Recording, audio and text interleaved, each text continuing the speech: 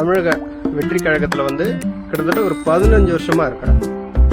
2011 வந்து மக்கள் இயக்கமாக இருக்கும்போது ஜாயின் பண்ணேன். அப்போலேருந்து இது வரைக்கும் நான் தமிழக வெற்றி கழகத்தில் தான் இருந்துட்டு இருக்கிறேன். இந்த காணொலி எதுக்குன்னு பார்த்தீங்கன்னா, எங்கள் தளபதி அவர்கள் நேற்று அந்த கரூர் சம்பவத்தை மையப்படுத்தி ஒரு வீடியோ போட்டிருந்தாங்க. அவர் பேசுனது பொறுப்பற்ற பேச்சுங்க. உண்மையிலே சொல்றேன், ஒரு பொறுப்பற்ற பேச்சு. துளியும் நியாயம் கிடையாது, மக்கள் மீது எந்த அக்கறையும் கிடையாது. ஏன் அப்படி சொல்றீங்க அப்படின்னு கேட்டீங்கன்னா, ஒரு கலவரத்தை மூட்டுற மாரி அவரோட பேச்சு அமைஞ்சிருக்கு. கடைசியா சொல்றாரு, என்ன வேணா பண்ணுங்க, என்ன வேணா பண்ணுங்க, நான் இங்கதான் இருப்பேன், முடிஞ்ச என்ன பண்ணி பாருங்க, கைது பண்ணி பாருங்க அப்படிங்கிற மாதிரி ஒரு டோன்ல பேசுறேன்.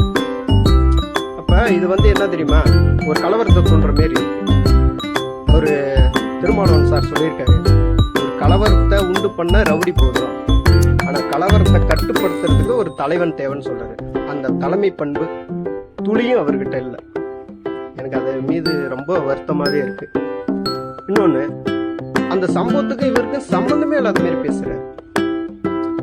அதுல நானும் ஒரு காரணமா இருந்திருக்கலாம். இந்த மாதிரி தவறுகள் இனிமே நடைபெறாம நான் பாக்குறேன், இந்த மாதிரி தவறுகள் இனிமே நடக்கக்கூடாது, அதுக்கான முன் ஏற்பாடுகள் என்னவோ அதை எல்லாமே நான் செய்யறேன் அப்படின்னு ஒரு இடத்துல கூட மென்ஷன் பண்ண மாட்டேங்க. எங்க இருந்து அவருக்கு இவ்வளவு தைரியம் வந்ததுன்னு தெரியல, யாருனாலும் இந்த தைரியத்துல பேசுறாருன்னு தெரியல. என்ன முடிஞ்சா கைது பண்ணி பாருங்க அப்படின்னு. அன்னைக்கு தலைவா படம் ரிலீஸ் ஆகாம தாமதம் ஏற்படுது. அன்னைக்கு சிஎம் இருந்தவங்க வந்து செல்வி ஜெயலலிதா அவங்கள பாக்குறதுக்கு கோடைநாடு போறாரு, அனுமதி இல்லை, ஒரு 2 கேட்டுல நின்னுறாரு. அப்புறம் பார்க்க முடியலன்னு சொல்லிட்டு இவர் ஒரு வீடியோ போடுறாரு. எப்படி போடுறாரு, கையை கட்டிக்கிட்டு, சிஎம் மேடம் அவர்களே, தலைவா படங்கிறது என்ன சார்ந்தது இல்ல, குடும்ப சார்ந்தது, நீங்க எவ்வளவு இதெல்லாம் செஞ்சிருக்கீங்க, இதன் மீது கருணை காட்டி இது எப்படியாவது ரிலீஸ் பண்ணுங்க ரிக்வஸ்ட் வைக்கிறேன். ஏன் சார் அன்னைக்கு எங்க சார் போச்சு இந்த வீரம்? அன்னைக்கே பேசிருக்கலாம்ல, நீங்க படத்தை ரிலீஸ் பண்ணுங்க, பண்ணாம விடுங்க, நான் என்ன பண்றேன் பாருன்னு நீங்க பேசிருக்கலாம். பேசல, அதை முடிச்சிட்டீங்க. அப்புறம் கரூருக்கு என்ன காரணமா இருக்கணும், நீங்களே உங்க மனசாட்சி தொட்டு சொல்லுங்க பாப்போம், என்ன காரணத்தினால இருந்து இருக்கும்னு. காலையில 8:45 நாமக்கல் வரணும்னு போட்டிருக்கீங்க, 12:30 கரூர் வரணும்னு போட்டிருக்கீங்க. ஆனா எத்தனை மணிக்கு நீங்க வந்திருக்கீங்க? எத்தனை மணிக்கு வந்தீங்க? உங்க மனசாட்சி தொட்டு சொல்லுங்க. இன்னொன்னு, யாருக்கோ பலத்தை நிரூபிக்கிறதுக்கு ஒசரம், நான் சொல்றேன் சார், யாருக்கோ பலத்தை நிரூபிக்கிறதுக்கு ஒசரம் நீங்க வேணும்னே தாமதமா வந்திருக்கீங்க. இன்னொன்னு, கூட்டம் நாம பெருசா காட்டணும்னு சொல்லி எல்லா மாவட்ட செயலாளருக்கும் தகவல் நீங்க கொடுத்திருப்பீங்க.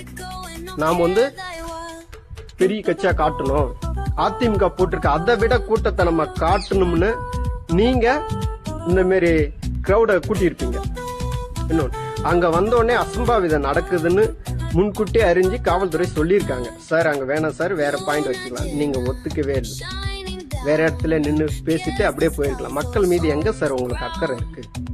நம்ம பின்னாடி துரத்திட்டு வரானுங்களே, அவனுங்க நல்லா இருக்கிறானுங்களா, சேஃப்டியா இருக்கிறானுங்களா, என்ன பண்றானுங்க அப்படின்னு எந்த ஒரு அவேர்னஸுமே இல்லை. அவ்வளவு கிரௌட் இருக்கு, அவங்களுக்கு தண்ணி இருக்கா, எந்த வசதியும் ஏற்படுத்தி கொடுக்கறது கிடையாது. 5 மணி நேரம் 10 மணி நேரம் ஒரு இடத்துல நிக்கிறானுங்க. யார் சார் உங்களை நம்பி நீங்க வந்து ஏதாவது ஒரு மாற்றத்தை செஞ்சிட மாட்டீங்களான்னு நம்பி வந்த உங்க ரசிகர் கூட்டம், புரியுதுங்களா? திரு கேப்டன் அவர்களும் நடத்திருக்காங்க, இதே மாரி மாநாடுகள் நடத்திருக்காங்க, மீட்டிங் நடத்திருக்காங்க. ஆனா எந்த ஒரு அசம்பாவிதம் நடக்காது. ஏன்னா அவர் மக்கள் மேலையும் தொண்டர் மேலையும் அவ்வளவு கேர் பண்ணிக்கிறாரு. உங்களுக்கு மக்கள் கடந்தா போறான்னு நினைக்கிறீங்க நீங்க? யார் அவன் வந்து இருந்தா போறானே?